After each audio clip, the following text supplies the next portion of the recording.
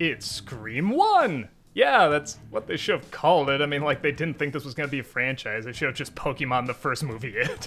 Actually, maybe they didn't know, because you know that Ghostface mask that's in all the movies now? That was a mask that existed before the film. I remember seeing it in Halloween shops, and I always thought it looked kind of cool, and I get the feeling they knew this was going to be a long-lasting franchise, like going even to today. They might have created their own original design. Bottom line, whoever made this, I hope they're getting residuals. Anyway, Scream, the slasher movie that redefined slasher movies, or so they said back then, and yeah, okay, my thoughts on this are a little complicated, because my thoughts on slasher movies are already a little complicated. So everyone's gonna have that comfort food media, whether it be a film or a song or a genre of music or a genre of movies or shows or anything like that. And for a lot of people, it's slasher movies, and I get it. The formula is very clear, it can be very fun, there's a lot of clear tropes that you just kind of look forward to, but I'll be totally honest, I find them kind of boring. Not to say they're bad, again, I can tell the difference between a good one and a bad one, but even the groundbreakers like Halloween and Friday the 13th, I respect, but I don't really watch in October. I'm just too familiar with the formula, and the formula just doesn't interest me that much. The only ones I get into are the ones that do something really crazy, like Sleepaway Camp, or Terrifier, or Candyman, ones that take the formula and really turn it on their head and do something just totally new, whether for better or worse, or sometimes both. I like when a traditional slasher formula goes really weird, and Scream for me just isn't weird enough. The story centers around a girl named Sydney, who has a normal enough life. She goes to school, she has friends, she's got some tortured emotional baggage, but what teen doesn't? But things start going awry when not only her friends around her start dying, but apparently they're being killed by a stalker who calls their victims first, asks them questions about scary movies, and the more tropes they don't get correct, the closer he gets to killing them. There's a whole slew of colorful suspects, and all sorts of tricks and red herrings to have the audience mumble, "Ooh, I bet he did, ooh, I bet he did it." And the search is on to find out who this killer is before she's his final victim.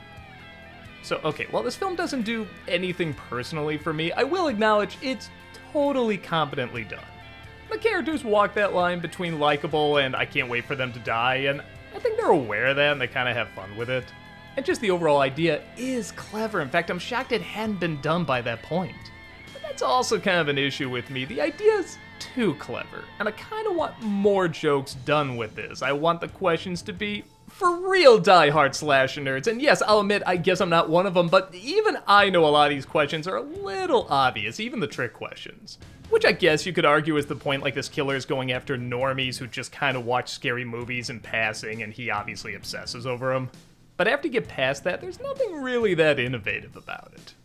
I guess it's the first slasher movie, or maybe the first popular slasher movie to kind of draw attention to this. Like, not only be self-aware, but kind of make the characters know about these movies. Like, it's a slasher film where slasher films do exist, and they acknowledge them a lot. Even the killer acknowledges he's playing by those rules.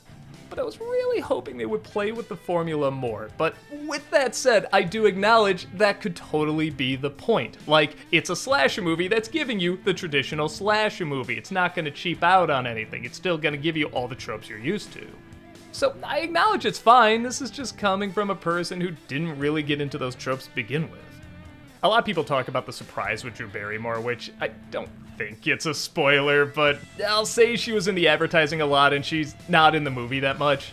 But again, I kind of feel like this was already done in Nightmare on Elm Street. Like, they kind of make one person look like she's gonna be the main character and then she's out of the picture pretty early on. I mean, man, you can go back to Hitchcock for that and Psycho, except he dragged it out to like the middle of the movie. Like, that's really a choice. But at the same time, this is a Wes Craven film, so you could say it's a little send-up to himself, and yeah, sure, this is the movie to do that in, because it is about slashers. I just kind of feel like I've seen it. But for a lot of younger audiences back then, maybe they haven't. It is one of the few mysteries I didn't figure out who the killer was, and to my credit, they pull a pet peeve that always drives me nuts, where you think it's one person, then they prove early on it's not this person, and then later they show, oh yeah, it was. Like, that drives me nuts. Like, if we're gonna follow tropes, let's follow some traditional mystery tropes. Like, I know, twists and turns and everything, but it's like if you're playing Guess Who, and you ask if the other person is wearing a hat, and they say no, and then at the very end you figure out, oh, they were wearing a hat. Well, yeah, I lied. That's just not the rules. Yeah, that person can lie, but it doesn't make them very clever. It's not like, whoa, you got me. But again, it's a pet peeve that I went on way too long about.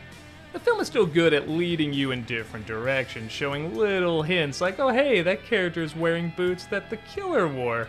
Hey, why did that character pop up just as the killer disappeared? Like, it's pretty good at handling that kind of traditional stuff. I think it's kind of cool that the guy who does the ghost face voice is still doing it all these years later, and I looked him up. I was kind of amazed to find he's also Mojo Jojo. Now all I can think of is him stalking these characters. It's me, Mojo Jojo. The film's also not bad at being a little bit of a 90s time capsule. Like, you know how I always talk about Space Jam as like the ultimate 1996 time capsule? This is, okay, not a close second, but a close fifth.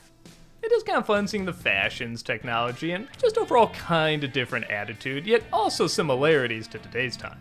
I don't know, this is a perfectly fine film, it keeps your attention, it follows all the tropes. I just kind of think of what Roger Ebert said. He said, instead of watching stupid teenagers make the same old mistakes, we're now watching teenagers make all new mistakes. I kind of feel the same way, like this movie just blew up so much and everybody was talking about how good it was at breaking the fourth wall and being something new, and I just was a little let down from the hype. But at the same time, Ebert acknowledged this is good for what it is, and I say the same thing. It is good. It's just not my thing.